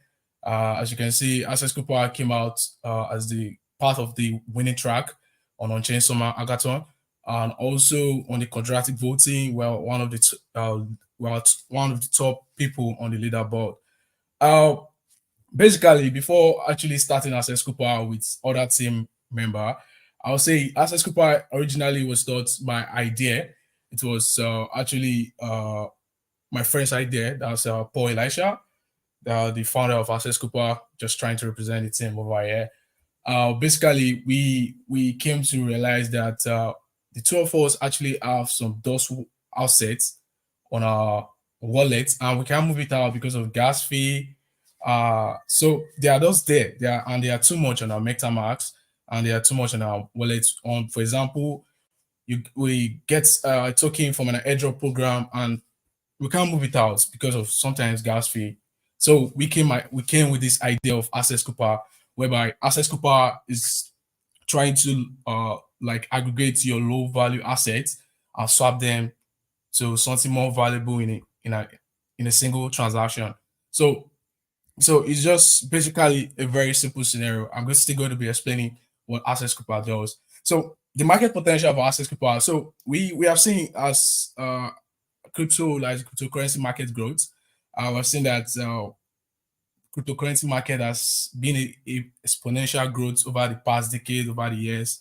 And as for 2024, the projected revenue in cryptocurrency markets worldwide is estimated to reach about $56.7 billion, according to Statista analysis, where we have millions of active users participating in trading, investing, also using the centralized application which we call the DApp. This growth has led to an increase in variety and number of tokens held by users. So out of these numbers, we came to the research that most users has this those assets in their wallet, but they can't move it out or try to swap it across to multiple chain. And also, we also came to realize the market size for Access Cooper.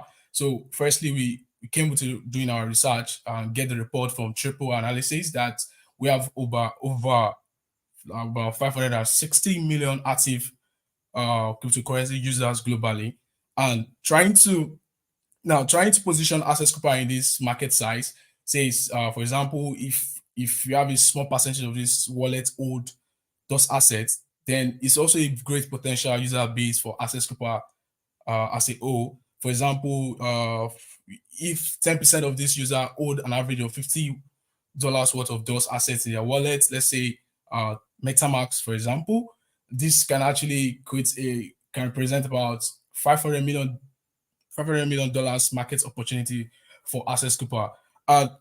So we have some competitive landscape whereby we have this top DEXs, centralized DEX that is actually solving what Access Cooper is trying to do. So firstly, I'm going to start. What Access Cooper is trying to do is trying to convert low assets, that's your low asset, your DOS asset, to something valuable that you can use. So we're trying to bring this solution on chain. We noticed that on Binance is actually off chain. On Bybit, they're actually doing it off chain.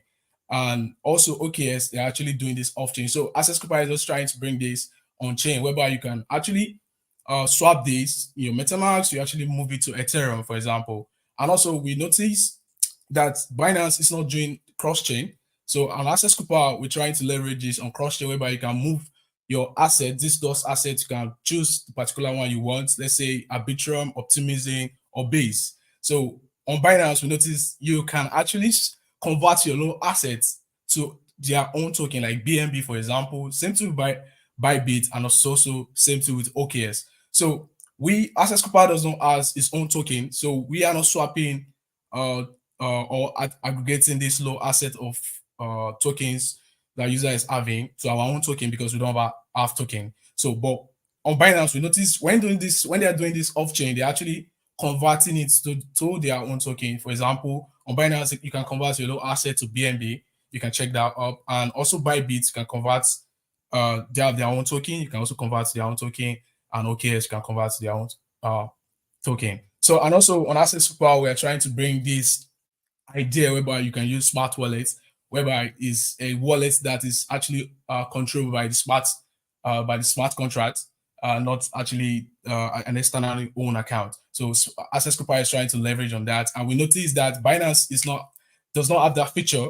We also notice that Bybit does not have that feature, and also we notice that OKS has the smart wallet feature, but it is actually something on off chain, but you can swap these to other tokens like Ethereum, Optimism, and the rest. So these are the team actually building these products. That's Access Cooper. So that's our original idea owner. That's Paul Elisha. He's also a blockchain developer, and that's me there. Blessing Samuel, trying to work front-end engineer, and also our product designer. That's Destiny, and also Steve, our full stack developer, and also Sunday, our full stack developer also. So I've mentioned most of the problem out there, whereby users have this cumulative assets on their wallets, but because of on-chain activities, or because of high gas fee, like Ethereum high gas fee, you can actually swap it to something valuable. So as I said, we noticed that these are the problem out there, and we also noticed that you get a lot of airdrop program tokens, and you just leave it in your MetaMask, leave it in your Uniswap wallet and the rest, but or you get it from staking rewards, but you can't actually change it to something valuable, or try to spend it, or try to get something. Let's do P2P transaction and get something in the supermarket, for example. And also we noticed that for many users, managing and consolidating those assets can be cumbersome. So with Access Cooper, we are trying to actually leverage this. My next slide, I'm going to explain how we're doing this. So the solution that we came with this innovation of Access Cooper, whereby it's designed to assess this challenge faced by user holding low value or those assets in their cryptocurrency wallets by aggregating these assets, and also enable efficient swap. So Access Cooper key features are you try to aggregate your DOS assets. For example, we scan all the tokens you have in your MetaMask, for example. Then you see it, the one that has liquidity, you're able to swap with Access Cooper. Then the one that does not have liquidity, you can swap it currently on Access Cooper. We are filtering that out on Access Cooper. Then we're also leveraging on Uniswap V2 and also V3. Firstly, we actually integrated Uniswap V2, that's for the Onchain Summer, but as we continue to grow, we're trying to make the app stable. So we're switching back to Uniswap V3 because to get more liquidity tokens that has liquidity. So we were impersonating the router contract of Uniswap, and also Access Cooper enables users to swap their aggregated asset in a single transaction. For example, we give you the choice, you select the your DOS token, the one you want to swap to a valuable asset in a single transaction. And for the smart wallet, we're also utilizing Paraswap router. So Paraswap is a very popular decentralized DEX. You can actually check it out. So we actually impersonate it. So as a smart wallet user, you can actually come with Access Cooper. We're able to batch your transaction in a single transaction. And also, we were trying to leverage on a very flexible interface whereby if my mom sees Access Cooper, she'll be able to use it. That's the idea of why we're trying to make the interface very user friendly. So, and also cost efficient. So currently, you can use Access Cooper for free. Yeah, so you can actually swap those tokens to a valuable token for free. But as time goes on, we're going to open it. We're going to be adding the transaction fee and the rest. So, and also we're going to let the community know that we actually added the transaction fee. But currently now, you can use Access Cooper very free and very easy to use. And also, this actually our architecture, our ecosystem. What we're actually doing is, the user, you come to Access Cooper. So what we try to give you, you send this, you send this transaction to our smart contract. Then our smart contract is going to actually return back that's wrap Ethereum currently. Then on our smart contract, we're actually leveraging on Uniswap interface. So we're trying to implement it. You can see the arrow coming down to Uniswap and also trying to return it back to the smart contract. So that's how our ecosystem currently is working. And also our roadmap. So we're trying to, in the milestone 1, we're trying to build Access Cooper to a stable version. And also we're trying to leverage on multi support across 5 blockchain. So I mentioned like 2 of them, that's Optimism and Arbitrum. Currently, Access Cooper is on base ecosystem. So we're going to be adding more support to cross-chain. And also we'll try to grow the platform, the community, and also the daily active users that is using Access Cooper. And also you should also be expecting more from the My2. That's what we are going to add the support for trading meme coin on Access Cooper. So imagine when you swap these and you want to do something on chain, for example, like buying some meme coin on Access Cooper, I want to try to add this integration whereby you can swap meme coin. And also we're going to try to expand the trading meme coin features and collaboration with communities and other meme coin platform. And also in the my 3, so we try to build an SDK. Firstly, we're going to build an SDK whereby we can actually give it to other third parties like let's say Binance to actually put this on their app so that it can go from off-chain to on-chain. Then also we're going to be taking our smart contract to auditing. So it's going to be in our auditing process. So that's for my 3. So, but currently we actually deploy our smart contract on beta testing on base, so that where users can actually test the app and also give us feedback and continue to improve the application. And also the milestone 4 to help support platform to integrate this SDK. So build out the SDK. We're going to help platform that want to integrate with us to actually build to help them. For example, you face an error, we're able to fix it. You can come back to us for questions, and also we're going to answer you. Then on the milestone 5, we are going to be enhancing more of security platform and also user experience. So that's the roadmap for Access Cooper. And so our vision is to actually bring more people to Onchain vision. That's the Onchain vision, trying to move the derivation of the collective mindset and also the collective moves on chain, the on-chain economy. So giving crypto customers value for their assets while ensuring a seamless user experience. So that's it. And thank you. I don't know if you have a question, you can actually ask me, and gonna reply. I don't know if you can hear me, Coco. Oh, okay. I think you have a Okay, question for me, Faith, and also Web3 Club, and also those on the live stream. yeah. So Yeah, thank thanks you so very much. much. Access to Pi is So interesting. I'm sure there are any questions. There are platforms to share the questions. So I was given the go ahead to handle the call. Okay. So thank you guys for coming, for joining this session. It's great. The person that asked for the roadmap to become a Solidity developer, you can start. It is advisable you start with a programming language in Web 2. Get familiar with it, understand what it means to interact with front end, back end API. So it gives you the leverage, the edge before you start your smart contract journey. And if you're just going straight into smart contracts, well, it is still doable.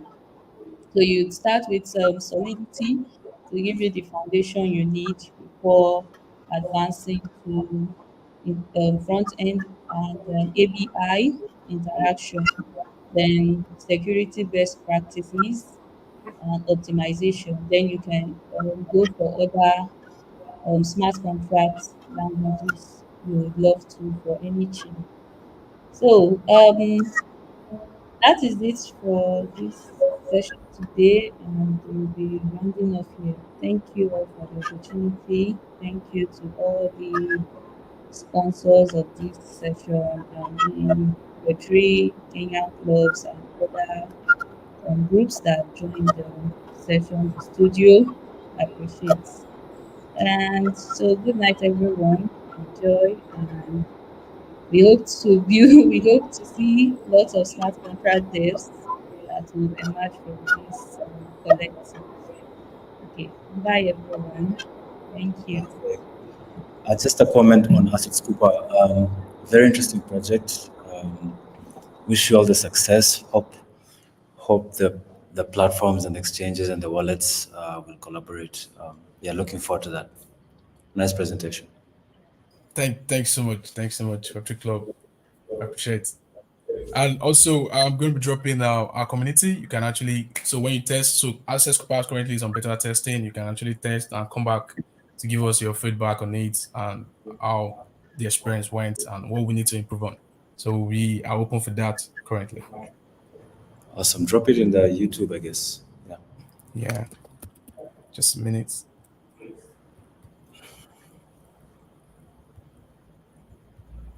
Will you be coming to Safari? Yeah, I think I'll be coming. So currently my schedule for it's a Safari is clashing with something else, but I'll try to make it. So it's a Okay. Safari. Anytime in Nairobi, just pass by Web3 Clubs Lab. All Will right, no be. problem. No problem. Yeah. Sorry, I just shared the community link to the private chat. I don't know if you can put it up to the screen. I can see All it. right. Coco, do you have any question?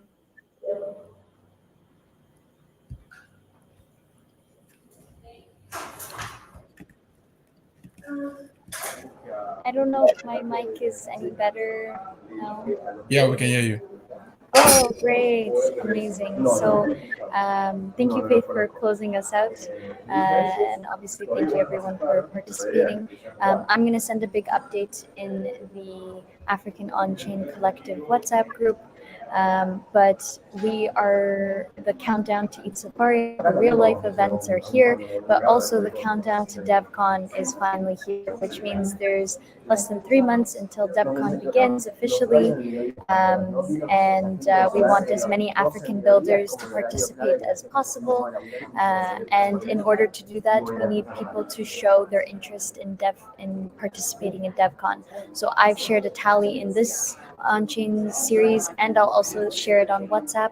But if you have a friend that's interested or anyone that you know that's interested, doesn't matter, just get them to fill this interest form out. And if you are a builder and like Blessing and you want to pitch on the next On-Chain Safari series, we have more and more